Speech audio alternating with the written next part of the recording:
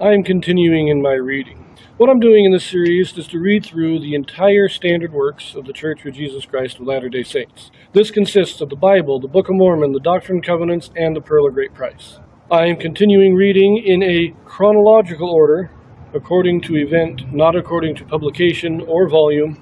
So I'm skipping around a bit as I move along. And we continue in Romans. Chapter 1 was salutation, and he was explaining that all religion is really just a corruption of the original religion, but he also went into Chapter 1 was largely an explanation that all men have some form of the truth, but it is corrupted from the original religion. And Chapter 2 was you need to be both penitent and obedient to God to gain salvation. Those who judge that they don't need to be penitent will face the wrath of God. And that is what we read last. And now we will continue with Chapter 3. In this video, we have a Joseph Smith translation. And what the Joseph Smith translation is, this is a translation or correction done by Joseph Smith to restore those passages that have been lost or corrupted over the years. Romans chapter 3. What advantage then hath the Jew, or what profit is there in circumcision?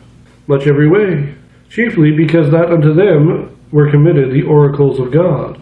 For what if some did not believe? Shall their unbelief make the faith of God without effect? God forbid.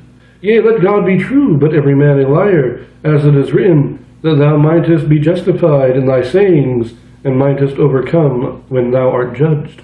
But if our unrighteousness commend the righteousness of God, what shall we say? Is God unrighteous who taketh vengeance? I speak as a man. God forbid. For then how shall God judge the world? For if the truth of God hath more abounded through my lie unto his glory, why yet am I also judged as a sinner? And now rather, as we be slanderously reported, and as some affirm that we say, let us do evil that good may come, whose damnation is just. What then? Are we better than they? No, in no wise. For we have before proved both Jews and Gentiles that they are all under sin. As it is written, there is none righteous, no, not one. There is none that understandeth, there is none that seeketh after God. They are all gone out of the way. They are together become unprofitable. There is none that doeth good, no, not one. Their throat is an open sepulchre. With their tongues they have used deceit. The poison of asps is under their lips, whose mouth is full of cursing and bitterness. Their feet are swift to shed blood. Destruction and misery are in their ways, and the way of peace have they not known. There is no fear of God before their eyes.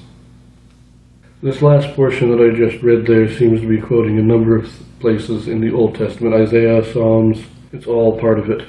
But I like this. We can't argue that by us doing wickedness, good is coming from it, so we are justified in our wickedness. It doesn't work that way. If we are wicked, we are judged for our wickedness, regardless of how we may excuse it by what we can do with it. You know, if we rob a bank and then donate the money to charity, we're still going to be judged for robbing the bank. It doesn't matter that we donated the money to charity. And so there's no advantage in ancestry. Everybody is judged by what they do in this life. Jews, circumcised or not, have the same judgment against them as Gentiles, because we are judged by the deeds of our lives. And so, as it says, we are all under sin. There are none good. And that doesn't mean that nobody is striving to live a righteous life and that nobody is obedient to God. It means that everybody, in some way, is in violation of the laws of heaven. Nobody except Christ lived the law perfectly. Whether it be the law of Moses, the law of the covenant, whatever the law was that God gave at whatever time, nobody lived it perfectly except Christ. That's what it means when it says, none are good, none are righteous. We all have iniquity in our lives. And no matter what we do, we can't get rid of it. We can't undo our own iniquity. We must have Christ to wash away our sins, to make forgiveness possible. That is what he's talking about here. No matter what we do, we cannot cleanse ourselves. Anyways, let us continue verse 19. Now we know that what things soever the law saith, it saith to them who are under the law, that every mouth may be stopped, and all the world may become guilty before God. Therefore, by the deeds of the law there shall no flesh be justified in his sight, For by the law is the knowledge of sin. But now the righteousness of God without the law is manifested, being witnessed by the law and the prophets. Even the righteousness of God, which is by faith of Christ unto all, and upon all them that believe, for there is no difference. For all have sinned and come short of the glory of God, being justified freely by his grace through the redemption that is in Christ Jesus, whom God hath set forth to be a propitiation through faith in his blood, to declare his righteousness for the remission of sins that are past, through the forbearance of God. To declare, I say, at this time his righteousness, that he might be just and the justifier of him which believeth in Jesus. Where is boasting then? It is excluded. By what law? Of works? Nay, but by the law of faith. Therefore we conclude that a man is justified by faith without the deeds of the law. Is he the God of the Jews only? Is he not also of the Gentiles? Yes, of the Gentiles also. Seeing it is one God which shall justify the circumcision by faith and uncircumcision through faith. Do we then make void the law through faith? God forbid. Yea, we establish the law. Note here that Paul is talking about two different laws. There's the law of works and the law of faith. The law of works is a reference again to the law of Moses, which had its carnal commandments and performative ordinances. According to that law, we aren't saved. We can't be saved through that. We are saved through faith. That doesn't mean there is no law. We still have the law of faith, and that is the law of the Abrahamic covenant. See, the Mosaic law was for the Jews only. The law of faith is for all men. That is the difference. It's not that there is no obedience required, that it is only faith. It is that it is now open to all people. Now, I will mention, I believe this is the verse here that Martin Luther, great man, love him to death, but he had some errors. It's that one verse there where it says, justified by faith without the deeds of the law, verse 28. When Martin Luther translated the Bible into German, he inserted the word only there. Justified, but not only alone. Justified by faith alone. He inserted it there because he felt that Romans was too ambiguous, that it taught too much of works. And he wanted to make people understand that works, that it was faith alone. But that was an error on his part. That is not what Paul is saying. Paul is saying it is that it is without the law of Moses. It is the law of faith. And the law of faith teaches us to be baptized, to enter that covenant relationship with God, to become more like him through obedience. That's what the law of faith is. All men can come to God through the law of faith. The law of works was a Jewish law, or an Israelite law more than a Jewish law, but you get the point. Now let us look at the Joseph Smith translation. There are a number of them here in verse 3, but not too many. Verse 1 now reads, what advantage then hath the Jew over the Gentile? Or what profit of circumcision, who is not a Jew from the heart? We also have verse 2 now begins, but he who is a Jew from the heart, I say much every way, chiefly. So again, he's repeating what we read in chapter 2. It's not the outward expression of the Jewish law that has any meaning. It is the faith, the inward expression of faith that God looks at, that justifies us. Now we have verse 5, now reads, but if we remain in our unrighteousness and commend the righteousness of God, how dare we say, God is unrighteous, who taketh vengeance? I speak as a man who fears God. Now that makes an interesting change. If we remain in our unrighteousness. So if we're wicked, we can't say that God is unrighteous for punishing us. That's the modern day does this quite a lot, really.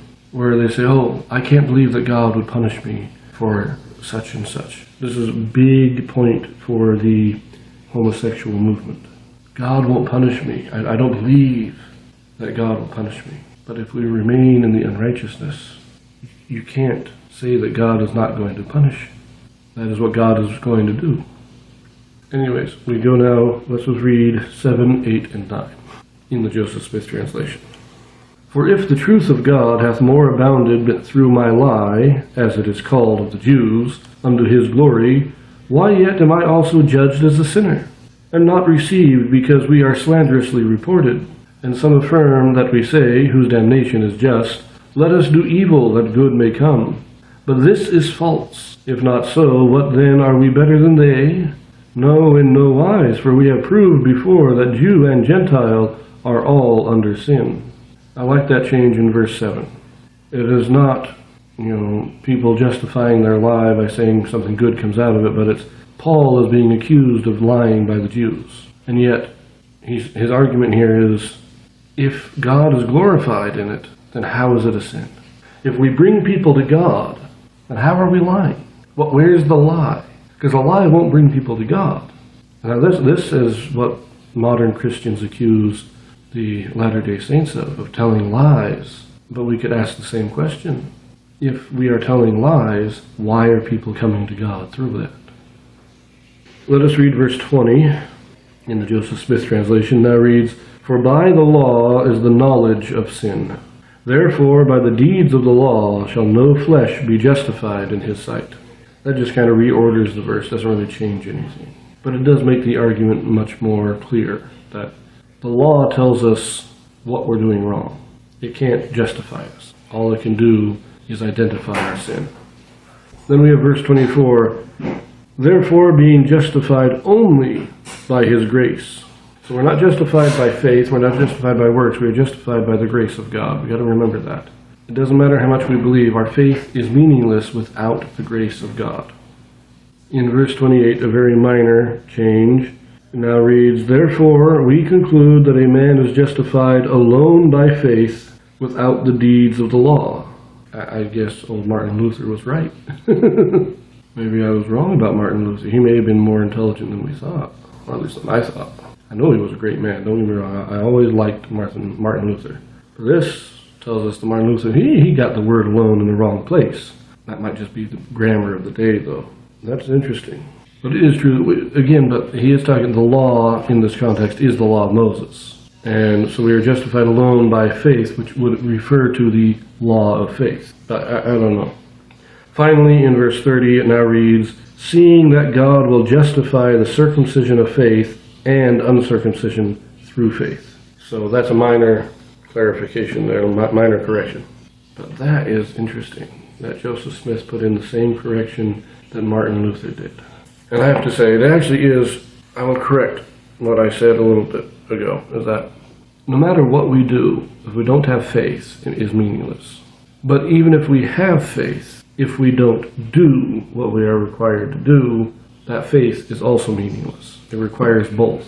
But justification comes through faith. Sanctification comes through obedience. That's the difference. Those are two different things. Justification and sanctification are two different things. So to be justified is faith alone. But we are sanctified through obedience to the laws of God. Anyways, this is getting very long, so I'm going to leave it here, and I will see you in chapter 4 next.